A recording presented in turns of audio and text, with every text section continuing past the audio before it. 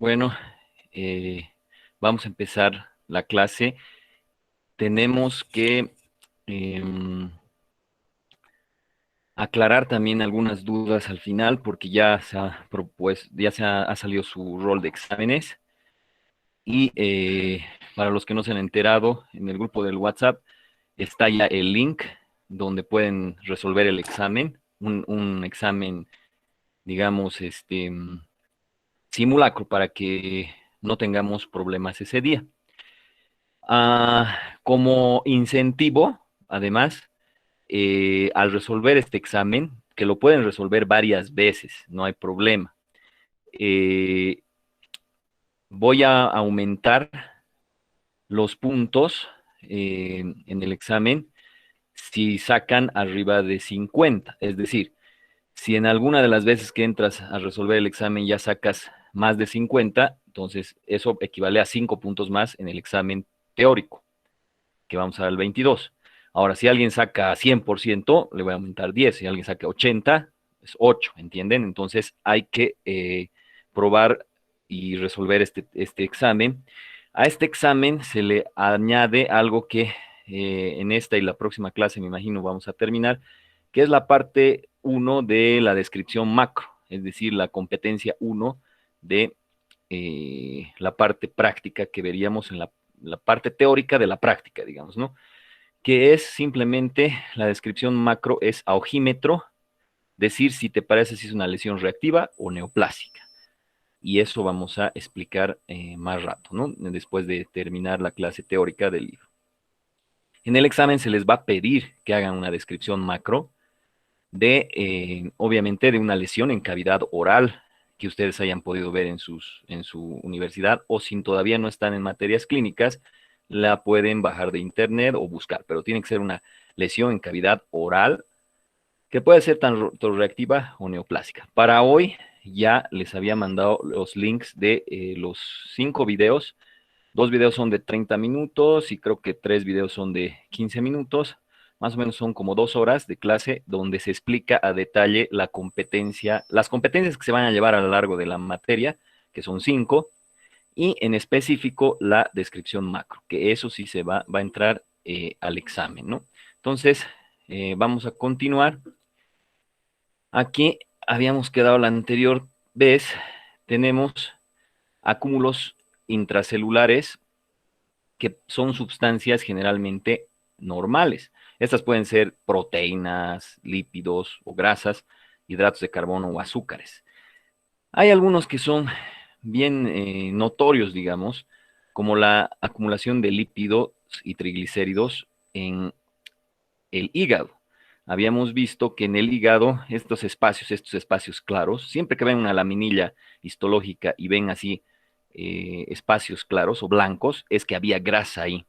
¿Por qué había grasa? Porque cuando nosotros procesamos la muestra, o sea, la biopsia, lo pasamos por alcohol y silol y eso lo lava, lo quita. Entonces, como ya no hay grasa, cuando teñimos con hematoxilina eosina, o sea, rosado y azul, eosinófilo, hemos dicho que es rosado, y azul el núcleo es basófilo, ¿no?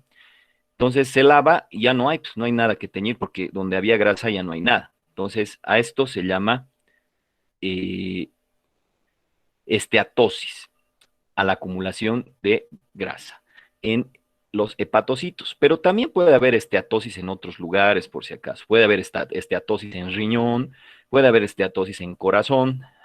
Ahora, en vesícula biliar, que es una de las patologías bien frecuentes en Bolivia, en Cochabamba especialmente, pucha, casi todas las cirugías son por o apendicitis o colecistitis, o sea, las itis, ¿no ve? Colecistitis me refiero a inflamación de la vesícula. Y como nuestra dieta es pues, rica en hidratos de carbono y grasa, y al final saben que el hidrato de carbono se convierte en grasa, ¿no ve? Entonces, esto se acumula por debajo de la mucosa, esta es la mucosa, y por debajo de la mucosa se acumulan histiocitos. Estos histiocitos son macrófagos en realidad con grasa. Diferente de este, ¿no ve? En este directamente la grasa se acumulaba en los hepatocitos, en las células del hígado. En este son macrófagos que se comen la grasa y están ahí. A esto se llama colesterolosis. y a esto se llama esteatosis. Otros acúmulos pueden ser pigmentos. Los pigmentos derivados de la hemosiderina, digamos, ¿no? De la hemoglobina, como la hemosiderina, y también puede haber la lipofusina, que habíamos dicho, lo clave de la lipofusina es que cuando tú ves, te digo, digamos, una biopsia, digamos, me mandas una biopsia de glándula salival o de alguna lesión en cavidad oral, yo te digo, hay pigmento lipofusina, lo que tienes que entender es que es un pigmento del envejecimiento, es decir, es un pigmento que aparece cuando se ha usado mucho ese órgano.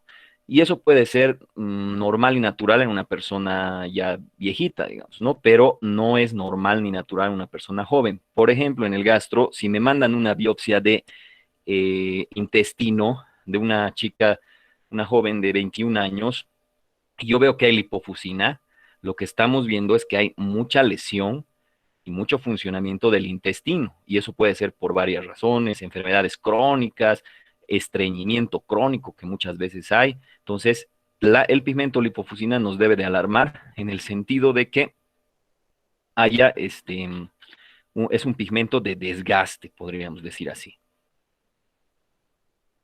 Ahora bien, habíamos visto de las calcificaciones. Hemos dicho que, y otra vez volvemos, ¿no? Vea al cuadrito, este es clave que se lo entiendan, lo digieran, lo sepan muy bien, porque sobre esto es el capítulo 2 que estamos llevando y también el capítulo 3 y 4. Entonces, lesión, esa lesión puede ser reversible o irreversible, pasa el punto de no retorno, eso es irreversible. El único camino de una lesión celular irreversible es la muerte y esa puede ser por dos patrones, o necrosis o apoptosis, pero la lesión celular reversible, antes de irse a la irreversible, puede sacar su as bajo la manga, que es adaptación celular, que es hipertrofia, hiperplasia, atrofia y metaplasia. Involución, hipoplasia no son, hemos dicho, porque deben de cumplir las características de cambio fenotípico, no debe haber cambio genotípico, debe ser reversible y además debe tener tanto estímulo fisiológico como patológico, ¿no ve? Entonces, si no cumple todo eso, no se puede llamar adaptación celular. Habíamos dicho que la isquemia, que es obstrucción del flujo, da hipoxia y eso depende del estímulo y de la célula. Pero después hemos visto que si se rompe la mitocondria, vas a lesión celular irreversible y esa lesión celular irreversible da muerte y dos patrones, necrosis y apoptosis. La que produce inflamación es la necrosis, la apoptosis no. ¿La inflamación para qué? Para que las células blancas, las leucocitos, los glóbulos blancos, se lo limpien, van a limpiar la necrosis, ¿no ve? Porque la apoptosis en realidad es como si haría huelga de hambre la célula hasta volverse chiquitita y luego la célula de al lado se la fagocita. Mientras la necrosis es grande y no, pues, eso tiene que venir a limpiar a alguien. ¿Quién limpia? La inflamación. Pero muchas veces no se puede limpiar totalmente y eso produce calcificación, se calcifica. A esa calcificación producto de la necrosis se llama distrófica. Porque la calcificación que es metastásica tiene que ver con alteración de el equilibrio de qué cosa, de las hormonas. ¿Qué hormonas? Hay hormonas que meten calcio al hueso y hay hormonas que sacan calcio del hueso. Entonces, si se altera eso, ¿por qué puede ser eso? Por una enfermedad hormonal, ¿no ve? Que hipersecretas la hormona que saca calcio, también. También puede ser que no tengas problema con las hormonas, sino que la cosa es que tus riñones no están filtrando bien y lo están reabsorbiendo el calcio. Entonces,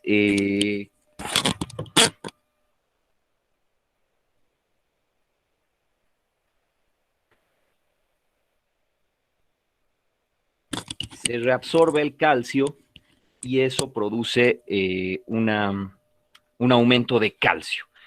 Puede también haber trastornos con la vitamina D, ya que la vitamina B tiene que ver con la homeostasis de calcio. ¿Qué quiere decir la homeostasis de calcio? Lo que mete calcio al hueso y lo que saca calcio del hueso. En general, todita las calcificaciones metastásicas Se dan porque hay aumento de calcio, sí, pero hay aumento de calcio sistémico. ¿Qué quiere decir eso? En todo lado. ¿Y cómo puede haber aumento de calcio en todo lado? Porque está aumentado el calcio en la sangre.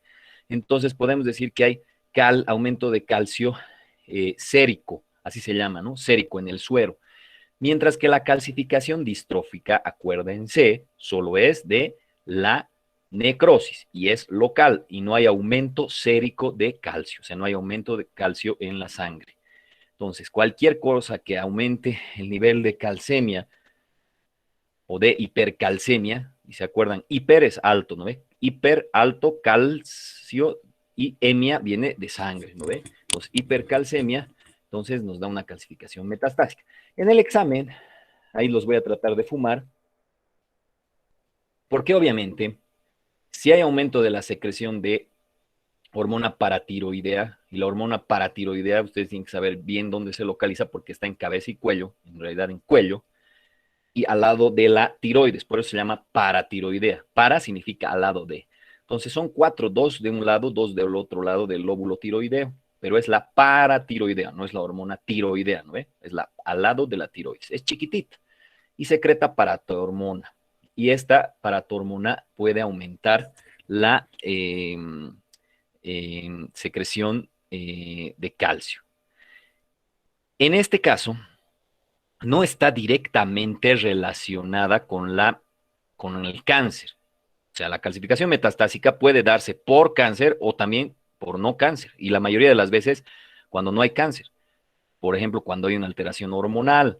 Pero podría darse en casos de cánceres. Sí, pues si hay un cáncer de paratiroides, de glándula que produce mucha hormona paratiroidea, entonces hay aumento de la paratiroides, la hormona paratiroidea y hay aumento de calcio, o sea, calcemia.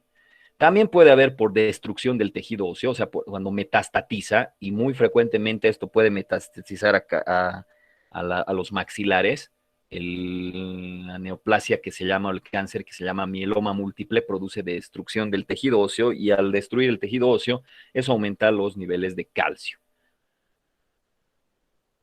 En resumen, si ustedes me mandan una biopsia y yo les digo calcificación distrófica, van a decir, ha habido pues necrosis, puede ser por isquemia, por traumatismo, por infección, por lo que sea.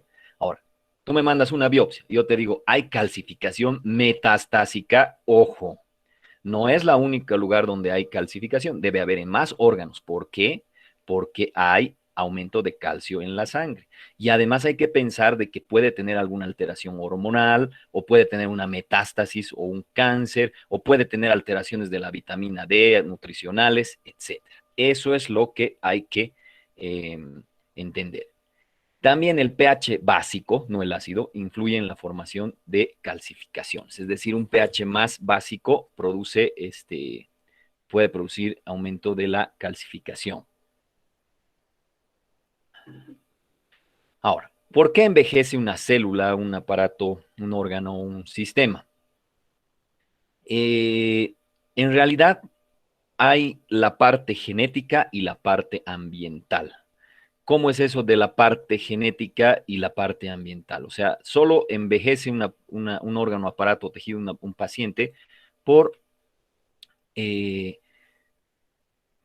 dos razones, ¿no? Y a veces uno piensa que solo es una razón. Genéticamente nosotros estamos programados para envejecer. O sea, las células van a envejecer solitas. De hecho, cuando hay mutación, y esto es bien interesante, cuando hay mutación en los cánceres, las células, hay una pregunta interesante, ¿las células del cáncer envejecen? No, las células del cáncer no envejecen. Y es interesante, ¿no ve? Porque entonces eso nos haría pensar, si las células del cáncer mutadas no envejecen, eso quiere decir que nuestras células normales, si activáramos un gen o desactiváramos otro gen, podrían vivir para siempre. Y en teoría esto es correcto, aunque no lo crean. Pero no es lógico ni es natural, porque si nosotros naceríamos, creceríamos, nos reproduciríamos y no moriríamos, ya en unos 20, 30 años estaría llenísimo el mundo y no tendríamos recursos. Entonces es natural que debas nacer, crecer, reproducirte y morir, porque si no creces, naces y reproduces y mueres, no das espacio para la siguiente generación. De hecho, muchas de las teorías conspiradoras del coronavirus es que los grandes magnates del mundo con mucho dinero se han reunido y han dicho, no, hay mucha gente, hay que liquidarlos. Y han lanzado esto. Es una teoría o sea, teoría medio descabellada, pero en estos tiempos no hay que ser tan, o sea, hay que tener la mente abierta y la posibilidad a todo, ¿no? Entonces, eh, por eso es que la célula está programada genéticamente. ¿Para qué? Para envejecerse. De hecho, los telómeros, lo que cubre a los cromosomas, cada vez que se divide, se gasta. Se va cortando poquito a poquito los tapones, digamos, de los cromosomas y llega a un punto donde ya no hay telómeros y ya no se puede dividir la célula. Pero se ha visto que en los cánceres se puede activar un gen o desactivar otro y sigue dividiendo la célula. O sea que en teoría podríamos nosotros producir, prolongar la vida o prolongar la célula, la vida de la célula o del tejido. Ahora, no solo eso tiene que ver, ¿no ve? El ambiente también. O sea, si tú haces ejercicio, comes bien, no te estresas y demás, obviamente, y tienes un buen servicio de salud, eso hay que poner muy en claro, porque nuestros servicios de salud ahorita están toda una vaina por nuestros gobernantes, y eso es culpa de nosotros nomás, por habernos dejado meter el dedo a la boca y no habernos preocupados de elegir a gente capaz y competente y con dos dedos de frente, ¿no? O sea, que sea inteligente para manejarnos. Porque yo creo que aunque tuviéramos todo el dinero del mundo, en un segundo lo gastamos, lo hacemos talco y no nos sirve para nada. Y nuestro pobre pueblo siempre está sufriendo por eso. Entonces hay que poner un poco más de interés en quién van a ser nuestros gobernantes, cómo nos van a gobernar, por qué tendría que ser esa persona el que nos gobierna, y qué atributos tiene, no solo que sea bonito, con buena cara o prometa mucho, tiene que tener trayectoria, tiene que tener inteligencia, hasta yo le pediría un test de inteligencia incluso para ver si puede ser presidente, gobernador o lo que sea, ¿no? Entonces, si no tenemos esto, no comes bien, no haces ejercicio, etcétera, y tienes un mal sistema de salud, obviamente que tu expectativa de vida disminuye. Entonces, por un lado, si haces las cosas bien, probablemente vas a vivir hasta los 80, 90 años, quién sabe, si te mantienes bien. Es como un auto, ¿no? Si le das su mantenimiento mensual, lo cuidas y demás, va a durar más, pero si le das duro sin mantenimiento, sin nada, va a durar menos. Entonces, para que envejezca una célula hay dos cosas. Una es genéticamente, indudablemente, aunque lo cuides, el auto, le hagas mantenimiento, todo, igual nomás algún rato se va a parar, pero tiene que ver también con que le des mantenimiento. O sea, si quieres prolongar el funcionamiento, la edad, etcétera, puedes hacer esto. Dentro de los cambios de la célula que se han visto en el envejecimiento celular, hay disminución de la fosforilación oxidativa, o sea, no hay síntesis tanto de ATP, también hay disminución de la síntesis de ADN, RNA, obviamente disminución de las proteínas estructurales, por eso es que los viejitos tienden a bajar de peso, ya son más magritos, en serio. Si ves al microscopio, los núcleos ya son un poco más irregulares, es como si al motor de tu auto pues le has dado duro y ya se va arruinando, ya no es como nuevito, ¿no? También hay alteraciones morfológicas en las mitocondrias, ya que la mitocondria es la que da el ATP, la energía, entonces se va arruinando tu batería. No puedes usar tu batería por toda la vida sin tener que cambiarla, pero en este caso no podemos cambiar, pues, no tenemos la tecnología de cambiar nuestra batería mitocondria. Y también el retículo endoplásmico también está reducido. La glucosidación es deficiente, ¿no? Hay genes que influyen sobre el proceso de envejecimiento. Entonces, hay hartos estudios que se han hecho sobre algunas tenias, algunas moscas, para ver qué genes, ¿no? Y en general se ha visto que tiene que ver con genes que tienen que ver con las hormonas, aunque no crean, con la hormona de crecimiento y también con la hormona insulina. Entonces, estas dos hormonas en el futuro, y de hecho no en el futuro, ya nomás están usando algunas personas para prolongar y mejorar su, su expectativa de vida. No hay algo así seguro porque usar hormonas es peligroso, pero sí se ha visto en estudios preliminares que han disminuido, han aumentado su expectativa de vida. Otra cosa que es importante que se ha visto es la disminución del consumo calórico. Nosotros comemos mucha comida, muchas energía que no es necesaria. Y parece, y se ha visto en estudios, que el no comer tanta caloría aumenta, ¿no? Prolonga el tiempo de vida. Eh, la senescencia replicativa celular, ¿no? Es cuando ya la célula no tiene la capacidad de replicación, lo que les había habido, tiene una capacidad de replicación limitada, ¿no? Entonces, esto se ha visto en los fibroblastos en cultivo. Sin embargo, en cultivos celulares de cáncer de fibroblastos, o sea, de neoplasia de fibroblastos, se ha visto, pucha, que se puede dividir las veces que quiera, o sea, que sí tiene que ver con el genoma. El P21 se sobreexpresa en las células senescentes. Entonces, acuérdense, la familia de los P, el P53, ¿se acuerdan? Es importante. Y viene de la familia de los P, de los genes de P. Entonces, cuando vean cualquier gen P, es bien importante porque es de la familia de los P53. La replicación de los extremos de los cromosomas, o sea, acortamiento de los telómeros, también disminuye, ¿no? La capacidad de división de la célula o a veces ya no se divide más. Y todo esto, obviamente, se acumula, ¿no? En un daño metabólico y genético. Aumenta la tasa metabólica, disminuye el tiempo de vida. Aumenta el daño del estrés oxidativo, es decir, de los radicales libres, porque cada vez que comemos, vamos al sol y demás, producimos radicales libres, te oxidas. O sea, eso quiere decir te oxidas.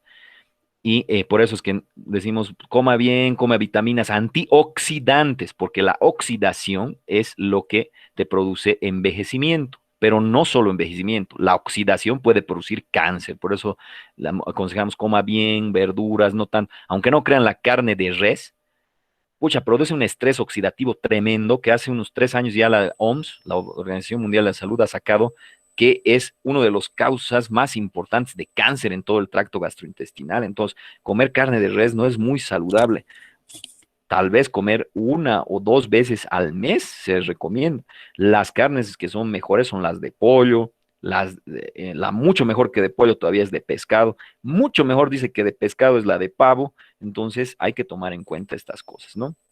Em, Aquí en el estrés oxidativo hay disminución de las catalasas, o sea, de las enzimas, de la superóxido dismutasa también, que son enzimas que son oxidativas, ¿no? Entonces, si tienes enzimas que no controlan la oxidación, entonces obviamente hay aumento del envejecimiento.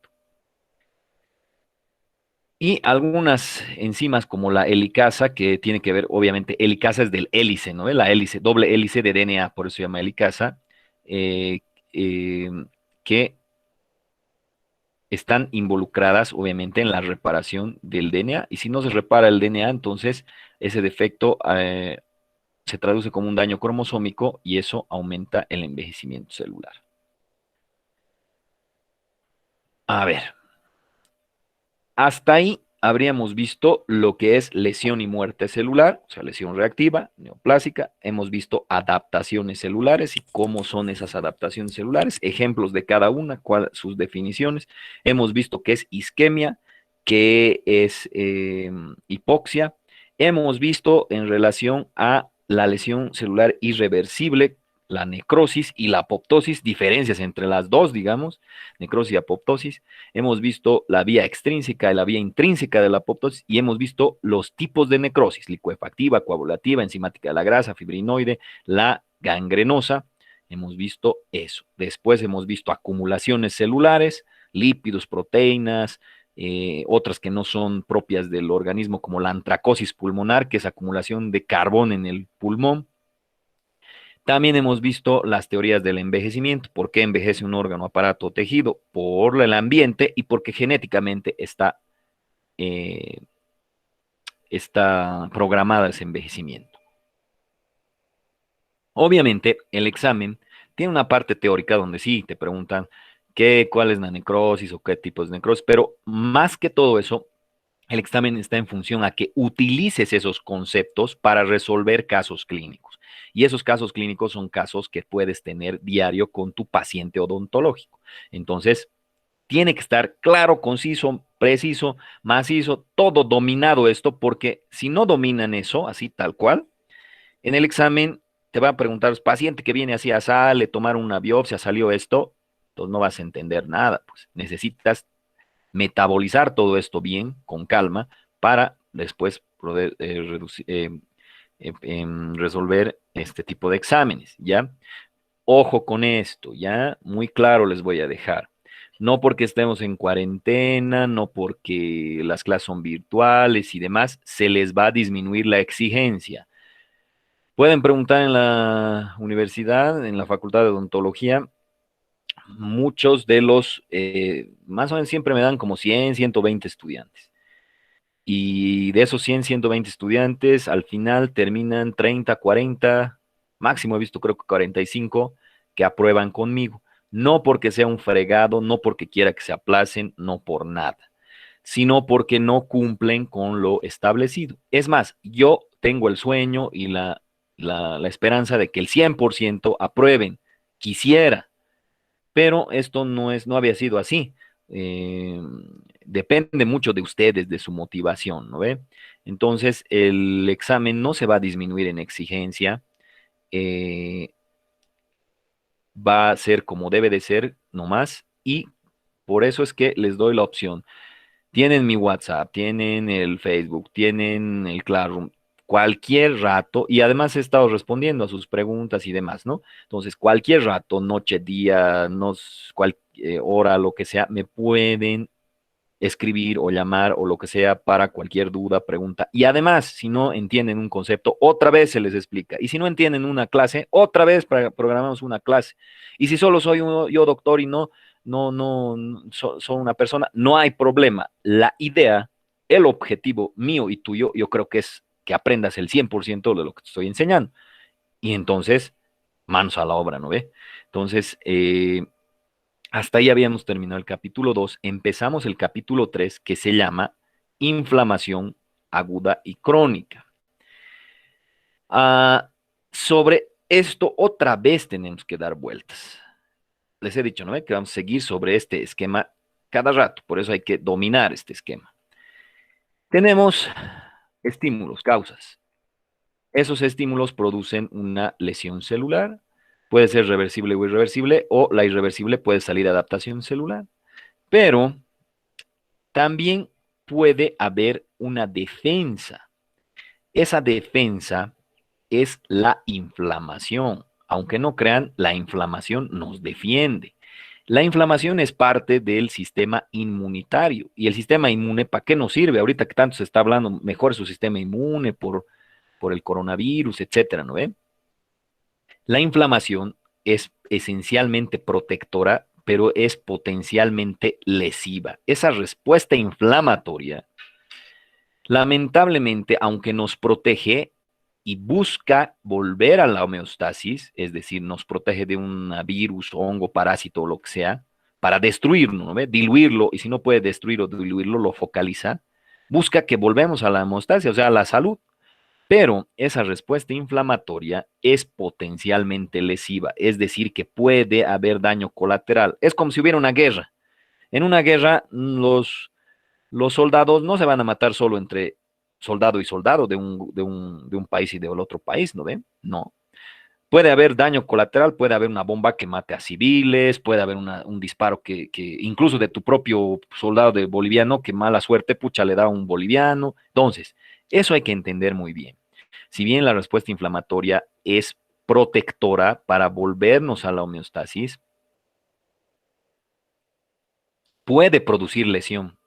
Y de hecho, ahorita vamos a hablar de un ejemplo.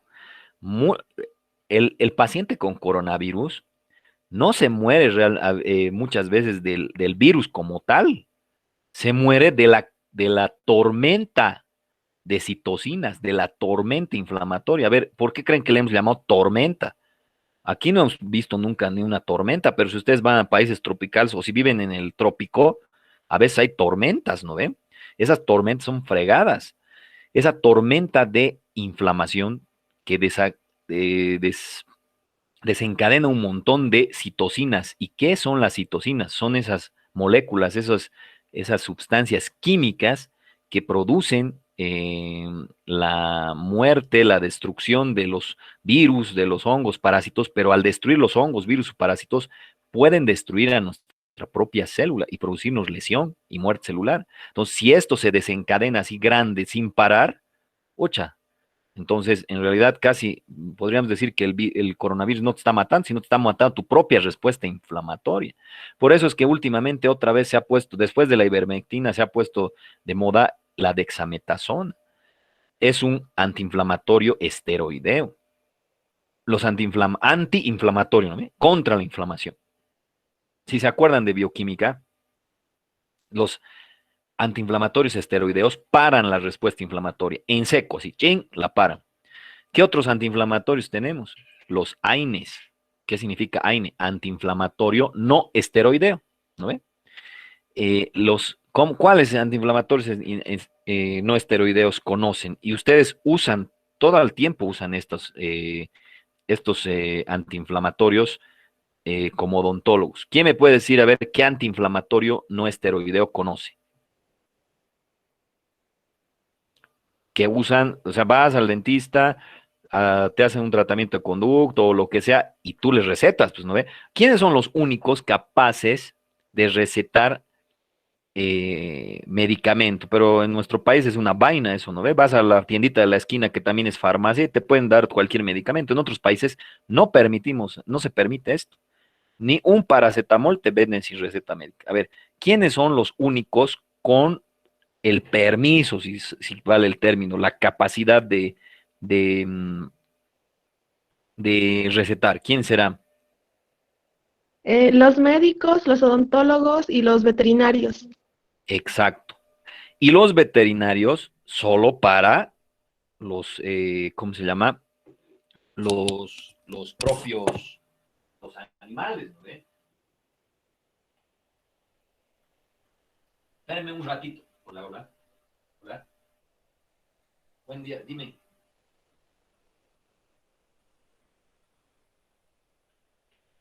Hola, dime, Pati. Hola, hola, Pati, dime. Dime, dime.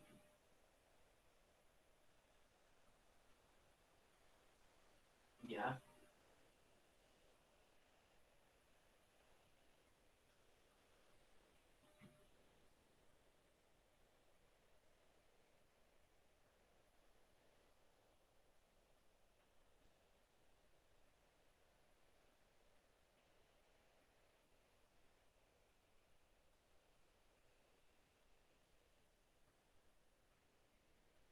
Oye, ustedes hoy van a esto, de esto, pero sabe todo, me contar bien. Entonces, por eso no me estoy arriesgando al alcohol. ¿No? Hoy va a contar, yo voy a ver, digamos, si está bien, yo creo que mañana está todo. ¿No? Sí, es que ella, o sea, el proceso y todo eso lo hace bien, pero ella misma me ha hecho no sé bien cortar, entonces queríamos, ¿no?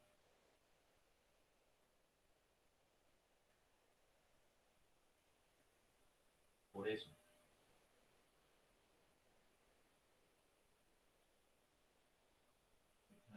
por eso estamos.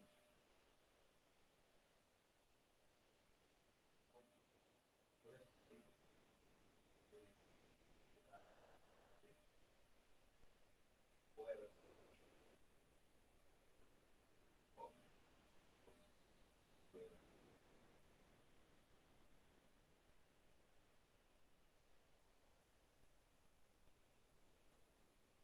ya no hay problema. Todas las maneras,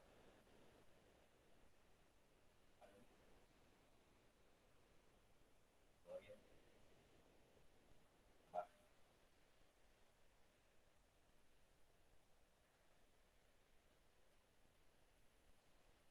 va a corte a alguien. Va a ser yo creo que va a ser para la cultura, va a ser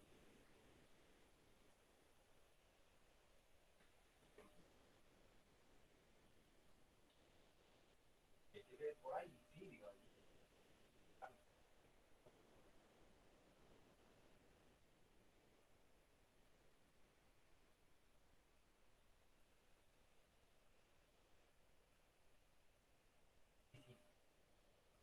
O sea, hoy día ya voy a, hasta mañana yo creo que voy a saber.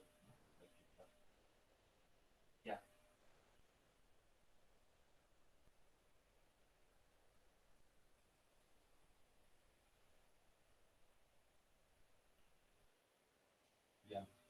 ya, ya no hay lío.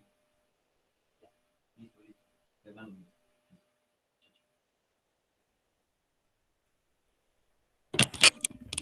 Disculpen, disculpen. Vamos a continuar.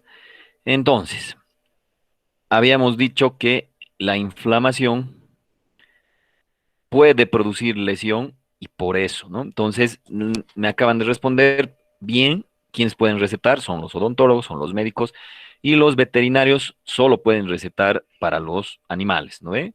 Así. Entonces, ustedes tienen que estar capacitados para saber que, por eso llevan ustedes farmaco y todo, llevan radio, igualito, llevan todas las materias prácticamente que medicina. Pero, ¿qué antiinflamatorios no esteroideos comúnmente usan? ¿Cuáles serán? ¿O qué, La cualquiera? aspirina, tal vez.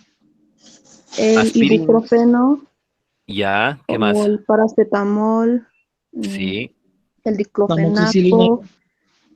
amoxicilina sí para los antibióticos, para como antibiótico, sí. Casi no usamos tanto aspirina porque la aspirina tiene hartas cosas más, ¿no ves? No solo es analgésico, sino es antipirético, es anticoagulante, entonces como que no usamos mucho aspirina. Como su compañera ha dicho, el ibuprofeno usamos mucho, paracetamol harto, ¿no ve? También ustedes van a llegar a usar, como tienen dolor de intensidad 10/10, ¿no ve? A veces, o sea, el dolor de una pieza dentaria es fregado.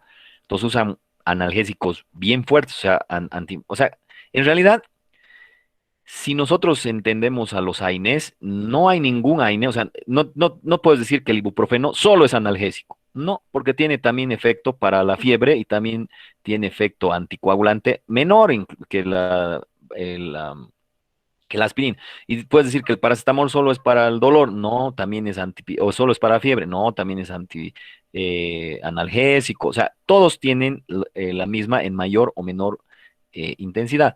Ahora hay el ketorolaco, pero por lo general que es un potente analgésico y casi nada de antipirético, o sea, no baja la fiebre ni es tan anticoagulante, entonces ustedes utilizan todo eso. También usan eh, ¿cómo se llama? Antibióticos, obvio, porque ustedes tienen infecciones que controlar y demás. Pero toditas esas, lo único que hacen es bloquear algunos de los mediadores químicos o de las citocinas de la inflamación, solo algunos, porque si dieras un paracetamol y pararas la respuesta inflamatoria, como que no jalara, ¿no ve? Porque acabamos de decir que la respuesta inflamatoria nos tiene que proteger, pues, y volver a la homeostasis. Entonces, no sería lógico que le des un antiinflamatorio, la paras la respuesta inflamatoria, obviamente ya no le duele al paciente, pero la bacteria te hace miércoles porque has parado la respuesta inflamatoria. Entonces, obviamente que los AINES nosotros damos para el dolor, para la fiebre, pero para bloquear cierta parte en cierto tiempo y no totalmente la respuesta inflamatoria, porque no nos conviene. Sin embargo, hay otros medicamentos que también ustedes van a usar, que son los que no son AINES, los que son esteroideos. Me refiero a los corticoides, como la dexametasona, la hidrocortisona, etcétera. Esos sí paran en seco esto. Y ustedes me dirán, doctor, pero ¿y para qué chingados vamos a usar este antiinflamatorio tan potente que para toda la respuesta? Si para toda la respuesta, entonces igual vamos a bajar la inmunidad y nos va a comer el virus, nos va a destruir la bacteria. Sí, hay casos donde sí o sí hay que usar. ¿Por qué? Porque la respuesta inflamatoria es tan fuerte que los efectos como dolor, calor, rubor, tumor o edema son más perjudiciales que la propia bacteria. En eso vamos a ver posterior en algunas clases cuando llevemos alteraciones del sistema inmunitario, como las hipersensibilidades, las alergias, donde hay inflamación, hay edema, se hincha, digamos, tu cavidad oral, tu velo del paladar, y obstruye la vía aérea. O sea, ahí no vas a decir, pucha, ¿será que le doy un paracetamol o será que le doy un corticoide? No, si con paracetamol no va a hacer nada, ¿no ven? Solo para poquito, o sea, y algunas cosas de la inflamación. Lo que vas a necesitar es, pum, parar en seco, ching, la inflamación, para que, como no va a haber inflamación, entonces no va a haber edema. Entonces, eso es importante entenderlo. Ahora, por eso es que es muy importante entender esto. Mucha gente ha dicho, pucha, se ha puesto de moda la dexametasona es corticoide. A meternos corticoide, ¿no? No, pues no se hace así. Por eso tiene que tratar a un odontólogo, un médico, esta cosa, porque tienes que ver, cada paciente es un mundo, ¿no ve?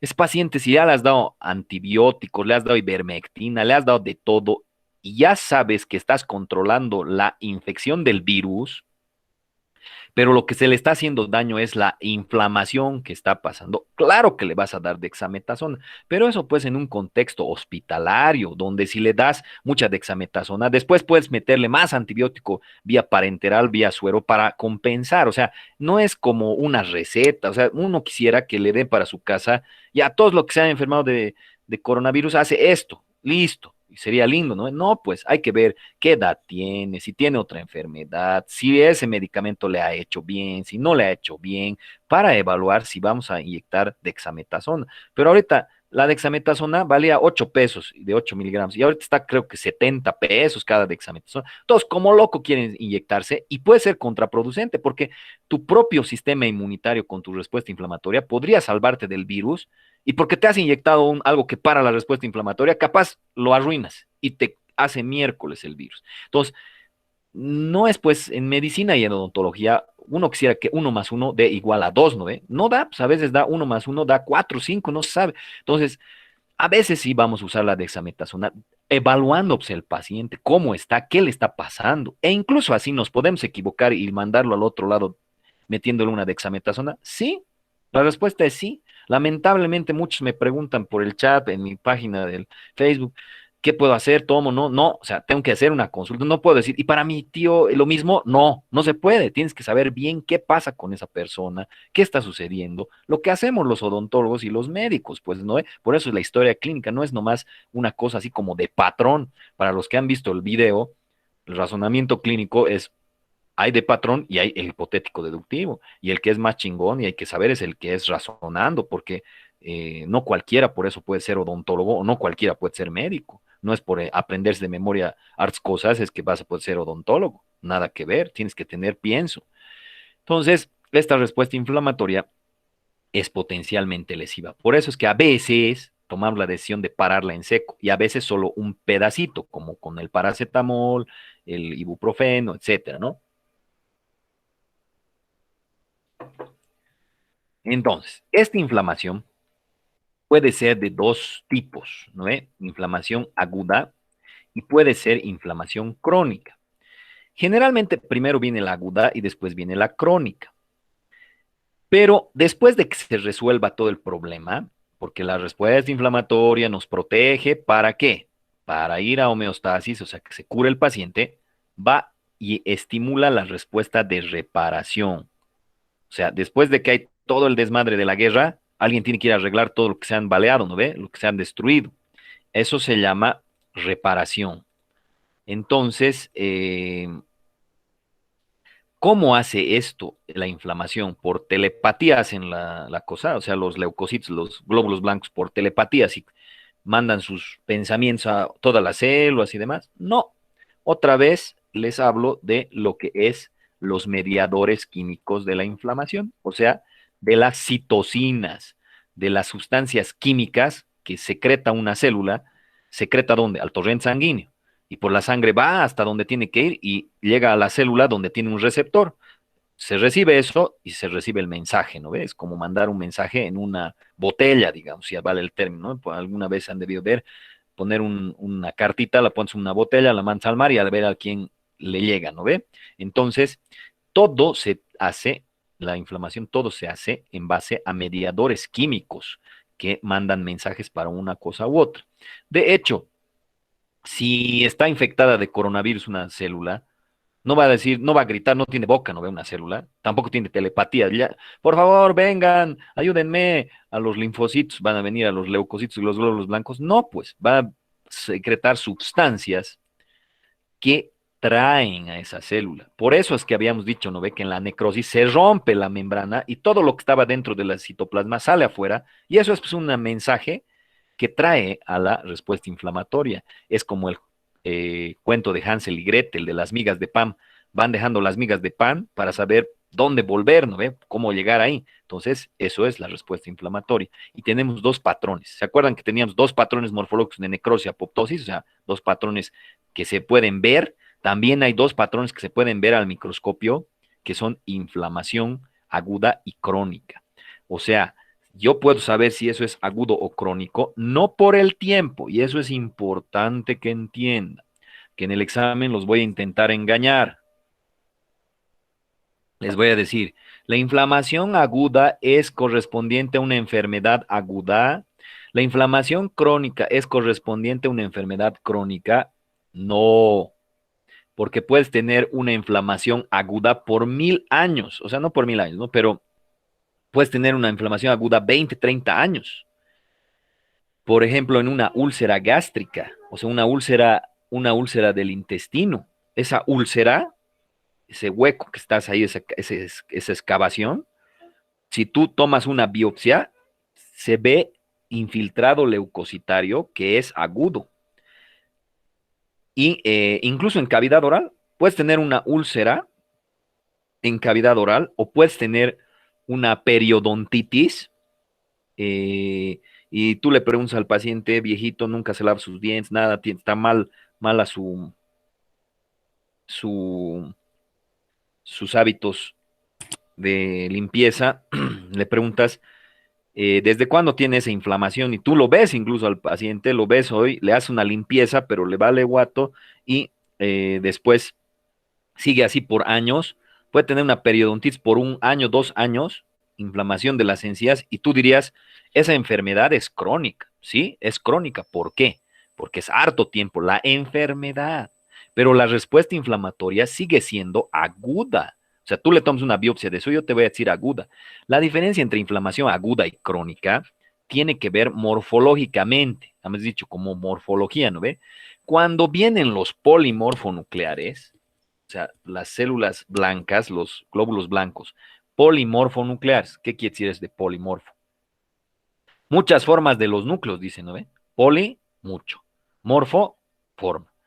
Nucleares, los polimorfonucleares, es decir, el neutrófilo, eosinófilo, basófilo. Y en general, el que más viene más siempre es el neutrófilo, que es un polimorfo nuclear. Entonces, si tú me mandas una biopsia de esa periodontitis de 1 año de evolución, evidentemente la enfermedad es crónica porque es harto tiempo, pero la biopsia al microscopio yo veo leucocitos, células blancas, glóbulos blancos, como quieran llamar, lo mismo es, y te digo que hay neutrófilos, o sea, polimorfonucleares, la inflamación es aguda. Pero si yo veo, en vez de neutrófilos, o sea, polimorfonucleares, veo mononucleares, o sea, un solo núcleo. Mono es uno, ¿no ve? Mononucleares, solo un solo núcleo. ¿Y quién tiene solo un solo núcleo? Los linfocitos y los macrófagos. Es decir, si yo veo mononucleares, linfocitos o macrófagos, te voy a decir que esa inflamación es crónica. Entonces, repasando otra vez, patrones de inflamación aguda y crónica. Cuando yo veo una biopsia neutrófilos, o sea, polimorfonucleares, es aguda. Si yo veo una biopsia mononucleares, o sea, macrófagos o linfocitos, es inflamación crónica. Los dos, como sabemos que es esencialmente protectora, pero puede producir lesión, los dos van a llamar no por telepatía, sino por mediadores químicos de la mediadores químicos de la inflamación a la reparación, a reparar ese tejido después de la guerra, si vale el término. Entonces, en el examen hay casos clínicos. Te va a decir, paciente viene así con periodontitis, no sé qué, no se sabe qué tiene, le tomas una biopsia, el reporte histopatológico, el reporte anatomopatológico, te dice que se observan células epiteliales con infiltrado leucocitario de predominio polimorfo nuclear. Traducción, tiene una periodontitis aguda. Otra, se observan células epiteliales con infiltrado leucocitario de predominio mononuclear, abundantes linfocitos, abundantes macrófagos. ¿Qué se dice? Ah, es una periodontitis crónica. Podría ser que haya esta descripción. Se observa infiltrado leucocitario con polimorfonucleares neutrófilos, además de abundantes macrófagos y linfocitos, o sea, mononucleares. Sí, pueden estar los dos al mismo tiempo. Sí, es que se llama inflamación crónica y aguda. O también le puedes llamar, en vez de poner inflamación crónica y aguda, le reemplazas la palabra aguda por activa. Inflamación crónica activa. Entonces, repasando, respuesta inflamatoria nos protege, pero puede producirnos lesión. Dos patrones, aguda y crónica. Polimorfos, neutrófilos, aguda. Mononucleares, macrófagos, linfocitos, crónica. ¿Pueden haber las dos? Sí, se llama inflamación aguda y crónica. O también se llama inflamación crónica reagudizada o activa, si quieres. Ambas van a llamar no por telepatía, sino por mediadores químicos a la reparación para volver hacia la homeostasis. Entonces, características generales de la inflamación, fundamentalmente protectora, pero puede ser potencialmente dañina. Tiene dos componentes.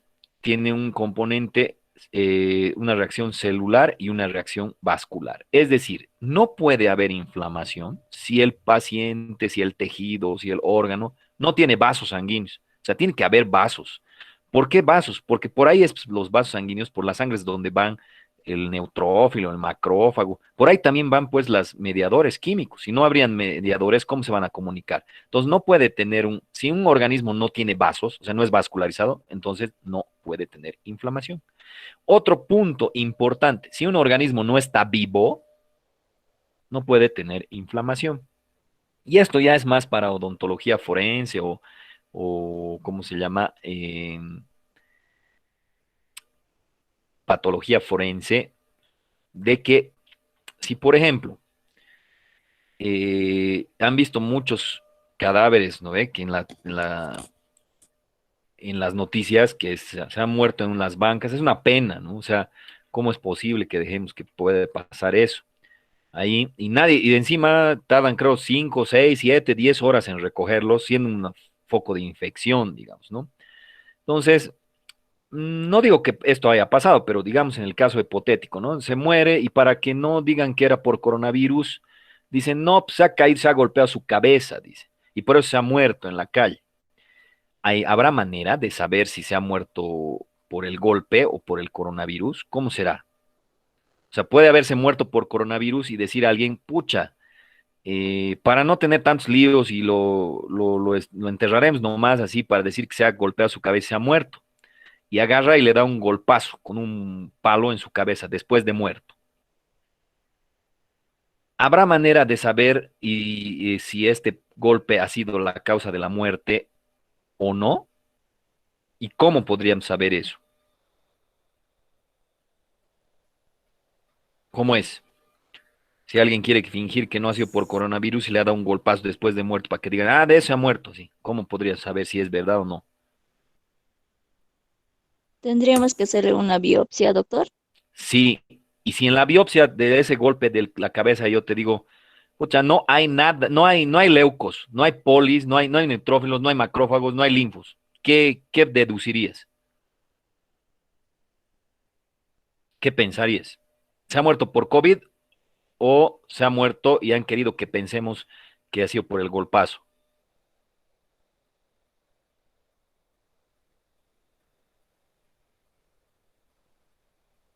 ¿Cómo es? ¿Cómo sería? En la biopsia ha salido que no hay leucos, no hay polis, no hay macrófagos, no hay linfos, no hay nada. Entonces, ¿se ha muerto por el palazo o le han dado el palazo después de muerto?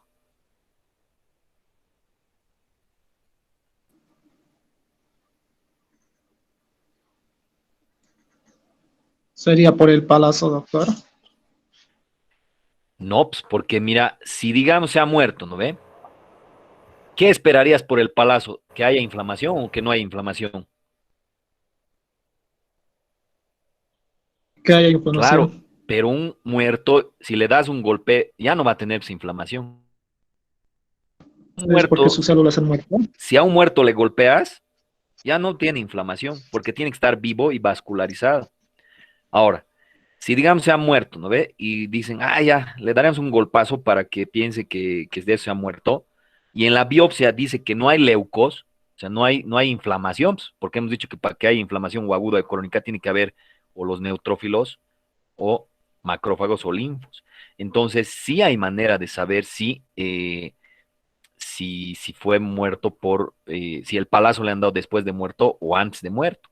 Si el palazo le han dado antes de muerto, obviamente le has dado el golpazo y encima, no solo eso, no solo al microscopio vamos a ver los leucocitos, vamos a poder ver algo que es la tétrada de Celso. La tétrada de Celso es lo que te dice que hay inflamación, que es dolor. Obviamente, si le das un palazo y se muere, no le vas a poder preguntar si tiene dolor, ¿no? Calor, o sea, el calor, se aumenta la temperatura donde le has dado el palazo. Si se golpean ustedes, a ver, tóquense después, va a estar caliente ese lugar. Rubor, ¿qué es el rubor? Se enrojece, enrojecido. Si te golpeas, no va a estar solo así, sin el color normal, va a estar bien rojo. Y va a haber tumor, lo que se llama edema, lo que se llama hinchazón. ¿Qué cosas sí podemos ver en el muerto, digamos? El dolor no le podemos preguntar. El calor, tal vez porque se ha muerto ya. Si es ese ratito, tocas y va a estar caliente ese lugar que le han dado el golpazo. Pero si ya es mucho tiempo, obviamente ya no va a estar caliente.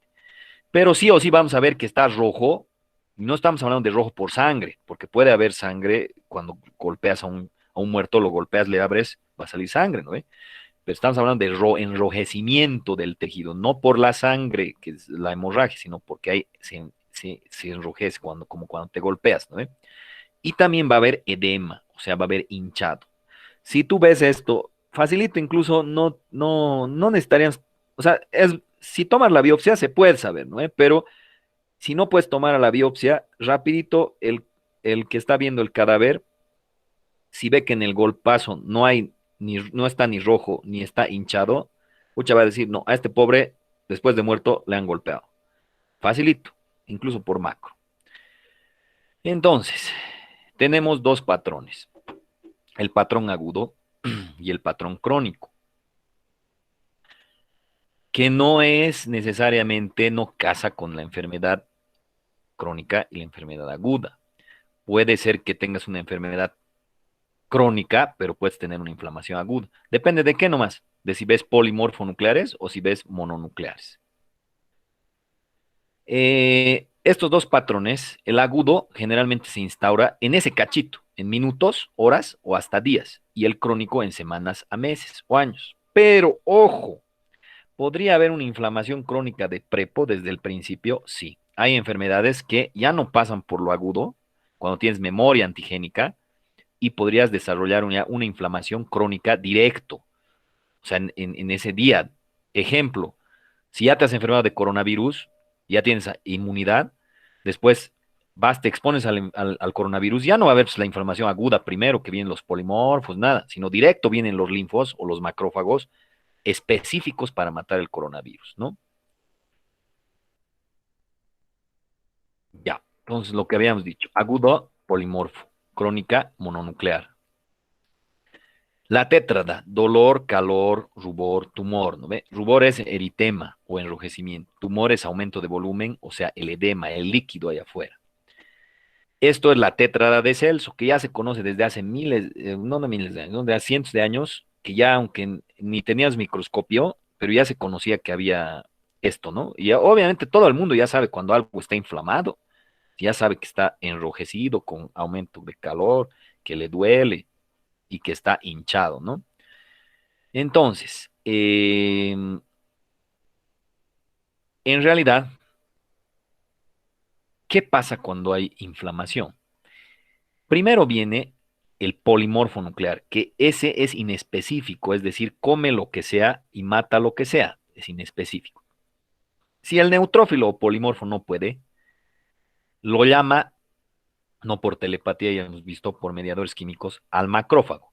El macrófago es una célula más grande que puede fagocitar más cosas, ¿no ve? O sea, el macrófago podría resolverlo, fagocita todos los virus, bacterias, y ahí muere, digamos. Pero si el macrófago no puede, o sea, no puede el neutrófilo, lo llama el macrófago, no puede el macrófago, entonces el macrófago va y le presenta un pedacito del virus, en este caso, hongo, bacteria, va y ya no confía en mediadores químicos, sino se lo lleva un pedazo y le muestra al linfocito. Ese linfocito sí produce inmunoglobulinas o anticuerpos. Esos anticuerpos son específicos. Es lo que ahorita están todos. Por favor, necesito donante de plasma hiperinmune. A eso se llama pues, el plasma. El plasma hiperinmune es lo que tiene los anticuerpos específicos. ¿Quién lo produce? El linfocito. Entonces, ¿cómo viene la cosa? Tienes inflamación, viene primero el neutrófilo. No puede el neutrófilo, llama al macrófago. No puede el macrófago se lleva un pedazo del virus a decirle al linfocito, mira, así es. Y el linfocito produce inmunoglobulinas o anticuerpos específicos. Así sería más o menos la secuencia de acontecimientos que pasan. En el libro hay la historia de cómo se ha visto la fagocitosis a las primeras, en los primeros microscopios y demás. Es importante, sí, la fagocitosis porque es lo que se come el macrófago, pero más importante de fagocitosis del macrófago es que eso que se come el macrófago, si no lo puede digerir, si vale el término, se lo lleva, otra vez mencionamos, al linfocito y el linfocito produce inmunoglobulinas o anticuerpos específicos. Eso es lo que es la inmunidad. Entonces, generalmente la inflamación es una respuesta rápida, tiene tres componentes, ¿no? Hay alteración del calibre de los vasos, entonces hay una vasodilatación. Primero, en los primeros minutos en realidad hay una vasoconstricción, eso les voy a decir claro, ¿no? O sea, hay una vasoconstricción y desde después de eso, al tiro, se abre el vaso. ¿Por qué se abre el vaso? El vaso sanguíneo, para que haya más flujo sanguíneo. Si hay más sangre, más leucocitos llegan, más neutrófilos llegan. Por eso hay que abrir como la vía, digamos, ¿no? Después hay cambios en la microvasculatura. Puede haber extravasación de proteínas y leucocitos. O sea, puede haber salida de proteínas y leucocitos del vaso. Obviamente, si está dentro del vaso, después tiene que salir pues, afuera el leucocito. O sea, llega por dentro de la sangre, del vaso sanguíneo, y luego tiene que salir ahí fuera del vaso e ir al órgano, aparato, tejido, ¿no ve? Eso se llama migración leucocitaria. Ah, aquí hay que entender muy bien lo que es la diferencia entre exudado y trasudado. El exudado es 99.9% de la causa es inflamatoria. Cuando hablas de agua o edema o hinchado por inflamación, estás hablando de exudado. Y si tú hablas de otro tipo de salida de agua, o sea, edema, pero de otro tipo, se llama trasudado, pero eso lo vamos a ver posteriormente en 2 capítulos más. Entonces, ¿qué tipo de edema tiene la inflamación? Exudativo, no es trasudativo, es exudativo. ¿Qué relación tiene con el edema? Ahorita vamos a hablar. ¿Qué significa edema? Es líquido afuera, ¿no ve? De las células, o sea, esa hinchazón. ¿Qué tipos de edema hay? Aquí arriba se contesta eso, ¿no? El edema exudativo y el trasudativo. Vamos a hablar también de qué es un edema purulento. Y si hay edema purulento intracelular. Eso no puede ser porque la pus es la destrucción de los leucocitos, de los tejidos, de las células. O sea, es como una fragmentación de eso. Entonces, no puede haber dentro pus de una célula, es hacia afuera. ¿Qué es tumefacción celular? Es la hinchazón de la célula, pero se llama tumefacción celular. El edema no se aplica tanto al acúmulo de líquido dentro de la célula, sino afuera.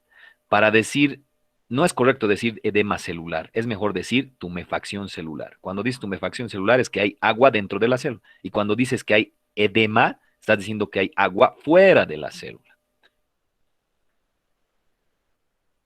¿Qué estímulos, qué causas pueden producir inflamación?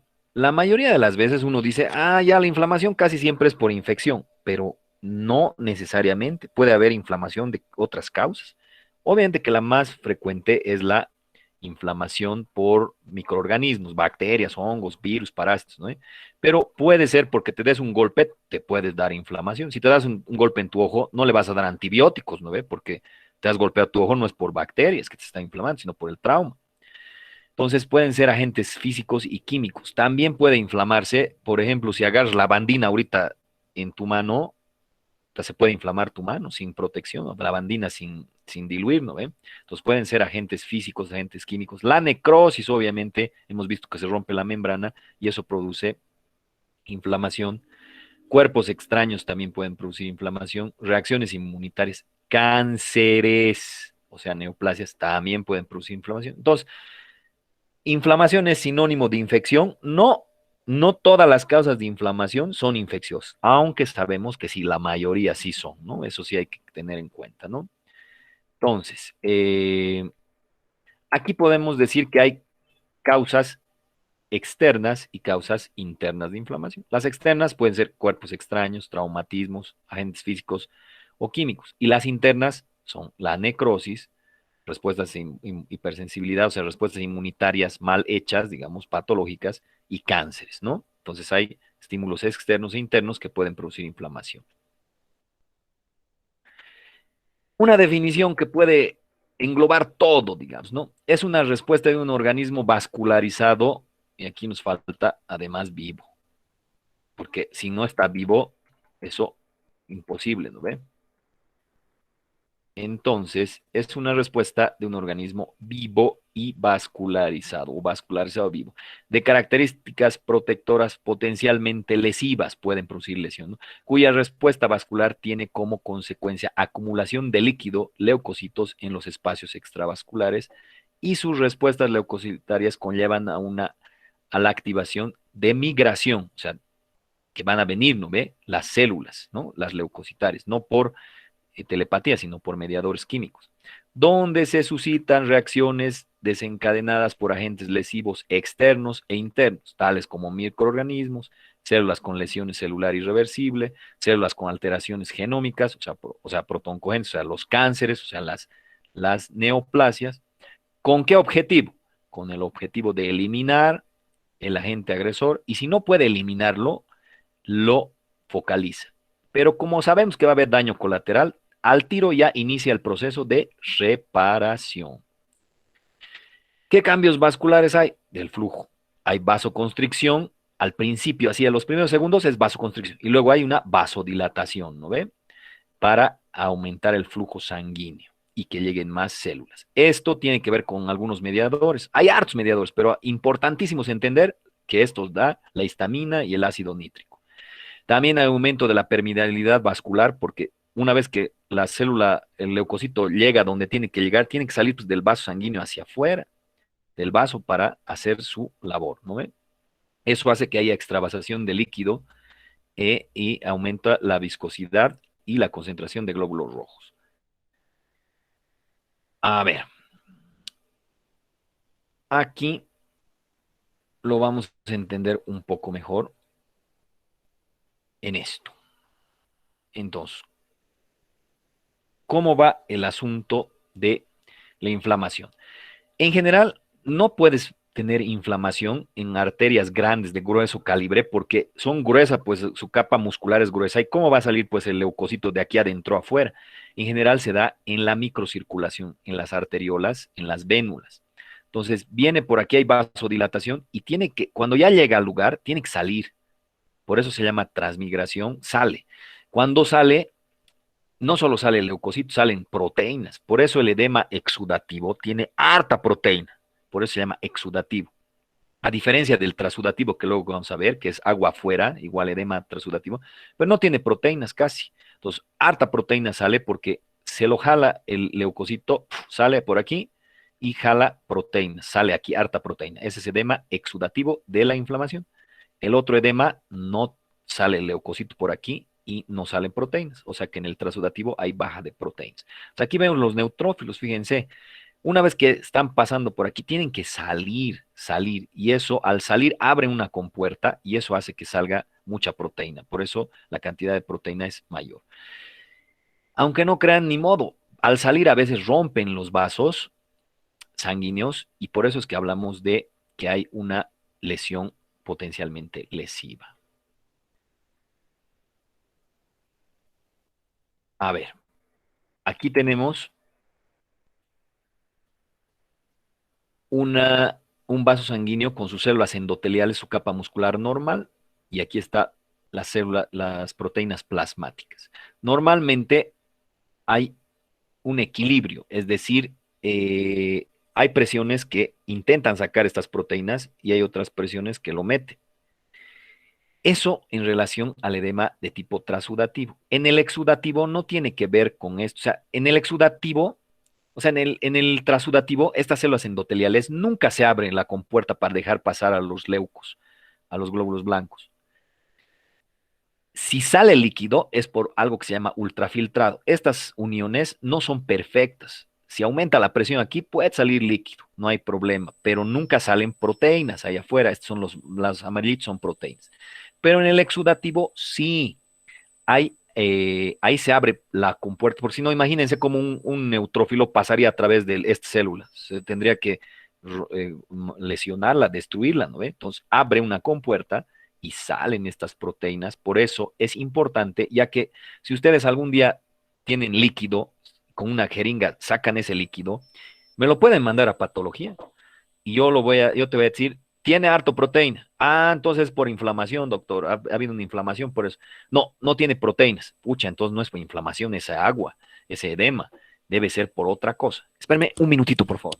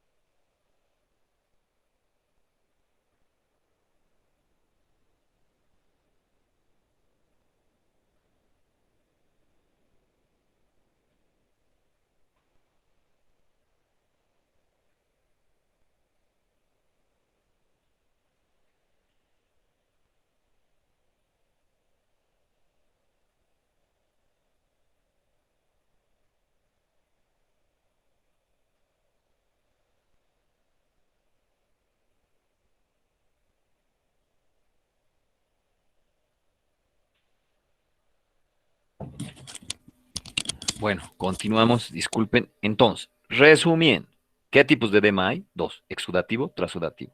¿Cuál es el que tiene que ver con la inflamación? El exudativo. ¿Por qué? Porque el leucocito abre, hace que, como decir, permiso, permiso, abran las células endoteliales, obviamente con mediadores químicos de la inflamación, y sale del torrente sanguíneo a donde tenga que llegar, ¿no ve? Para matar al virus, bacteria, hongo, parásito, lo que sea. Y eso jala, como abre esto, pasan proteínas, por eso es alto contenido de proteína y se puede ver por un líquido, ustedes me mandan líquido, te digo si es trasudado o es exudado. En el exudado no hay abertura de esto, lo que quiere decir que no hay proteínas allá afuera, son escasas y por eso nos podemos dar cuenta de esto. Entonces, el examen va hasta mediadores químicos de la inflamación. ¿Qué quiere decir eso? Que está la definición de inflamación, qué diferencia entre inflamación crónica aguda, la tétrada de Celso, es decir, el dolor, calor, versus tumor, y también hay preguntas en función a la diferencia entre exudado y trasudado. Hasta ahí siempre ha sido el examen, pero igual vamos a seguir repasando porque tenemos una clase más, pero también entra en relación a lo que es la descripción macro.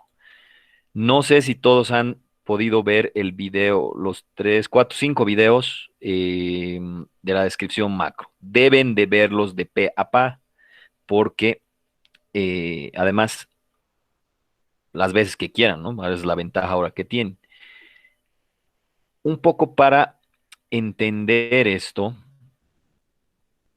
habíamos dicho desde las primeras clases que lo que estamos nosotros buscando es generar competencias en vez de objetivos. ¿Qué quiere decir eso? Una persona competente es alguien que puede manejar siendo odontólogo al paciente. No es solo que haya cumplido objetivo, por ejemplo, objetivo, aprobó el examen, listo, entonces puede ir a tratar a un paciente odontólogo. No, no es así. Una competencia garantiza mejor estas cosas, ¿no? Entonces, las competencias que tenemos en realidad tienen que ver con eh, desarrollar pensamiento crítico, metacognitivo, o sea, actividades de pensamiento superior. Por eso es que les decía, no cualquiera puede ser pues un odontólogo o un médico, no solo por memorizarte cosas vas a ser, tienes que tener pienso, y no por creernos la octava maravilla del mundo o la última Coca-Cola del desierto, sino porque nosotros no trabajamos con computadoras, no trabajamos como los arquitectos o los ingenieros con edificios y demás. Lo que peor que puede pasar es que cuando se caiga el edificio puede matar gente también, pero en general que esté mal la pared, que se arruine tu compu, listo. Pero si nosotros nos equivocamos, se muere el paciente. Entonces, por eso es que es sumamente importante garantizar esas competencias. Una de las competencias, una de las actividades de pensamiento superior que es imprescindible para que ustedes desarrollen razonamiento clínico y puedan tratar al paciente es la metacognición. Y siempre les hago este jueguito para ver si hay metacognición en ustedes. Fíjense este cuadro, ¿no ven? Aquí quiero saber cuál es el triángulo más grande, el rectángulo más grande y la X más grande. A ver, ¿quién se anima a decirme cuál de estos es el más grande? Doctor, la X más grande es la línea de amarillo que está en la X y el rectángulo más grande sería del color rojo. Sí, es decir, tal vez uno solo ha visto aquí, ¿no ve? Dice, ah, este es la más grande, este es el más grande, este. Allá, fácil.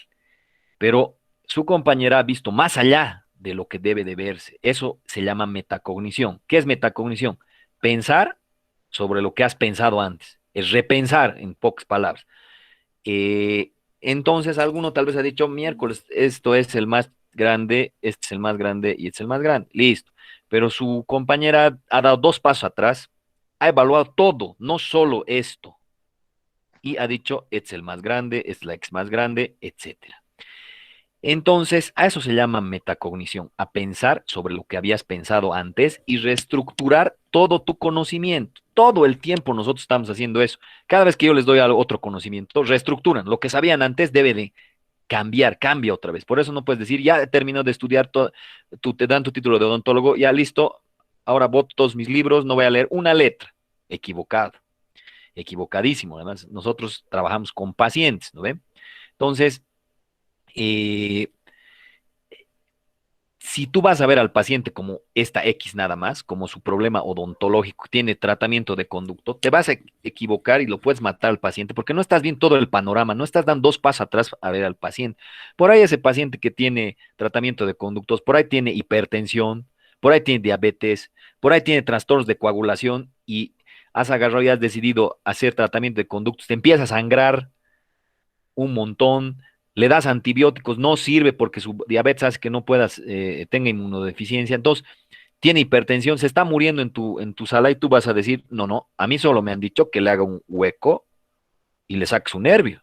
Lo demás, no sé, pues eso, quién sabrá, nada que ver. O sea, tú tienes que ver al paciente como un todo, metacognitivamente, dar dos pasos atrás y ver todo el panorama, porque lo que haces ahí puede afectar a todo el sistema. Muchas veces algunos estudiantes me dicen, ¿y para qué vamos a llevar pues, todo fisiología? ¿Por qué llevamos pues, todo a anatomía patológica? ¿Por qué no solo llevamos anatomía patológica del diente o del cavidad oral? No, pues todo está conectado. No puedes tú tratar al paciente como solo una X o solo un diente. Tienes que ver todo el panorama. A eso nos referimos y hacemos este ejemplo siempre, ¿no? Ahora, ¿qué pasaría si yo les preguntara cuál es la X más pequeña, el triángulo más pequeño y el rectángulo más pequeño? A ver, ¿quién se anima a responder?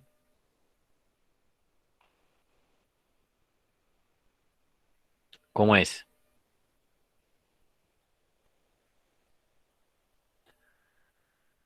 ¿Hay alguien o no? Otra vez les voy a mostrar esta. ¿Cuál es la más pequeña? Y siempre pasa lo mismo, les cuento. Eh, Como que dicen, no, pues aquí hay gato encerrado, doctor. No, no puedo decir tan fácil. No, no, este no es. ¿Cuál sería? ¿Alguien estaba queriendo decir algo?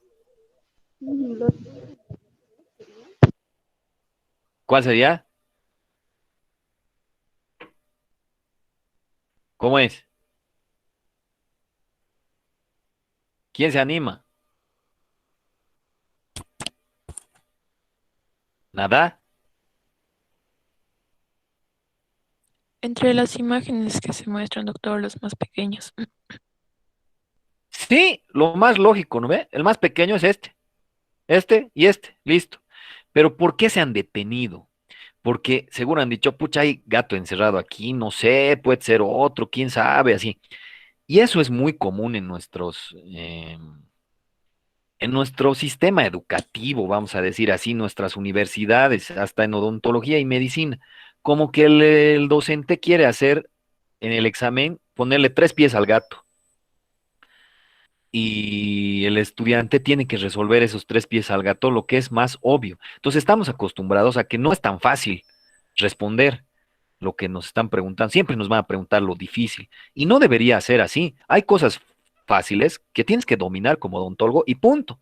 Y yo te tengo que preguntar así de facilito y tú tienes que responder así de facilito para que sea significativo, es decir, para que te acuerdes cuando tengas un paciente. Entonces, a veces preguntamos la rama de la rama de la rama de la arteria que a veces está y no está y se llama algo raro y te la sabes el año pasado, pero este año te pregunto, ¿dónde está la glándula lagrimal? Que no es difícil y no sabes dónde está. Entonces, nosotros como docentes necesitamos evaluar eso, pues tenemos que ser tutores, preguntarles lo muy necesario, lo que es aplicado, lo que es útil para ti. Para eso pues, estamos de docentes, si no, para eso te doy mis clases, te doy libros y léete tú solito, ¿no ve? Entonces, tengo que orientarte en qué es lo importante para cuando en el futuro lo utilices. Entonces, el paradigma mucho de nuestros docentes a veces no es tan bueno. Es decir, si le hago facilito el examen, que ser facilito el examen no quiere decir que lo estés regalando el examen, sino que es facilito porque esos conocimientos habían sido fáciles de entender y tiene que aprender fácilmente ese estudiante. Ahora, no todos los conocimientos lamentablemente son fáciles, pero si tú dices, no, mi examen es facilito, no, buscaré entonces preguntas difíciles. O sea, los conocimientos que yo estoy impartiendo son fáciles, pero buscaré cosas difíciles. Eso es ridículo, es una estupidez, ¿no? No tiene sentido. O sea, ¿por qué complicar la vida si los conocimientos son fáciles? Ahora, cuando los conocimientos son de difícil aprendizaje, la labor del docente, ¿cuál es? No complicarla más, ¿no ve? Sino que si es de difícil aprendizaje, deberá haber estrategias para volverlo facilito para que ustedes entiendan. Y eso, con eso estamos satisfechos, deberíamos estar satisfechos los docentes. Sin embargo, a veces, no sé, en odontología no hablo mucho con los docentes de odonto, porque no tengo muchas clases ahí, pero en la medicina a veces estamos así sentados un cacho ahí esperando, digamos, para algo para firmar algo en el departamento y me dice, pucha, estoy haciendo mi examen así de fármaco especialmente, ¿no? Vas a ver cuántos se van a tirar, así. Vas a ver que esta pregunta ponle porque esta no van a saber. A ver, pucha, me llama mucho la atención, ¿no ve? Porque, o sea, ¿estás en el mismo equipo o estás en el equipo contrario de tu estudiante? Porque yo creo que la mejor, el mejor regalo, el mejor aliciente, la mejor motivación, para mí al menos, es que decir, pucha, les he dado clase tanto esto, me he rajado dándoles clases, puta, pero en el examen, ya todos han sacado 90, 100, pucha, qué alegría, ¿no ve? Sería, ¿no ve? Pero parece que en nuestro medio raro es, ¿no? Especialmente en Cochabamba, ¿no? O sea, ucha, todos se han sacado 90, 100. Uta, se han debido copiar en el examen, tenían el examen previo. No, o sea, estás dudando de ti entonces, como docente, ¿no ve? Entonces, y la va a ser más difícil, no me parece correcto. Obviamente que esto no se trata de ninguna manera de regalar exámenes, pero de sí ayudar, coadyuvar en que ese estudiante aprenda lo que le quieres enseñar. Entonces, en ese sentido, tienen que leer o ver los videos ahí está explicado las 5 competencias: descripción macro, ojímetro, cómo se debe de diagnosticar algo, interpretación del reporte anatomopatológico. Cuando te doy un reporte anatomopatológico, tú tienes que leer, entender y comunicarle al paciente que tiene y saber qué hacer. Manejo de la muestra: si tú tomas una biopsia, tienes que saber en qué mandarla, cómo mandarla para que no se pudra y saber después el resultado bien, ¿no ve? También transoperatorio. ¿Cuándo mandas transoperatorio? ¿Para qué mandas transoperatorio? El transoperatorio es un estudio durante la cirugía, para tomar una decisión durante la cirugía. Y a todo eso lo tienes que hacer pues, con pensamiento lógico, con metacognición, con razonamiento clínico. Y lo que va a entrar en el primer examen es solo descripción macro, los conceptos teóricos. Pero sí te voy a hacer algo de práctica, te voy a hacer describir macroscópicamente algo. Entonces, para la siguiente clase, y esto sí me lo tienen que mandar y lo voy a poner en el tablón del Classroom, tienen que ver los videos y tienen que hacer una descripción con los 7 parámetros de una lesión en cavidad oral. Y además, no solo la descripción. Me tienen que mandar la foto para que yo sepa qué lesión es, ¿no ve? De cavidad oral. No sé si hay dudas, preguntas, observaciones. ¿Alguna duda? Disculpe, doctor, ¿podría repetir lo que vamos a hacer para la próxima clase? Siguiente clase, obviamente que hasta ahorita debían haber ya visto los videos, ¿no? Me refiero a los videos no solo de las teóricas que están en el Classroom, sino a los links de los videos del YouTube, que son 5. En esos 5 videos te dice qué son las competencias que vamos a llevar todo el año, en general, pero hay que hacer más énfasis en los 3 últimos videos, ¿no ve?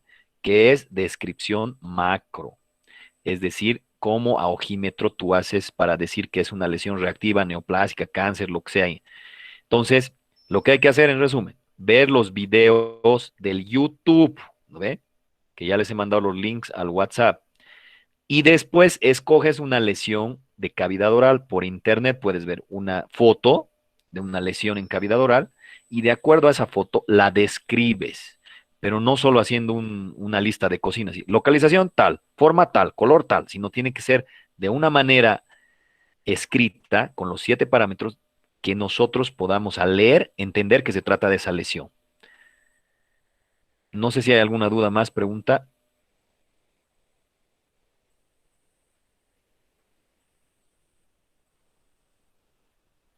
Ya, si no hay dudas, entonces nos vamos a ver, ahorita es 9 más 7, serían 16. Su examen es el 22. O sea, tenemos una semana más para ver todas las dudas, preguntas, observaciones. Todas estas clases están en el Classroom, en la parte de odonto, en la parte de grabaciones. Pero me llama la atención que algunos hasta ahora me dicen, ¿dónde está? ¿Cómo está? O sea, si hay dudas, de una vez ahorita, si no saben cómo entrar a las grabaciones. ¿Hay alguna duda de cómo poder entrar a las grabaciones?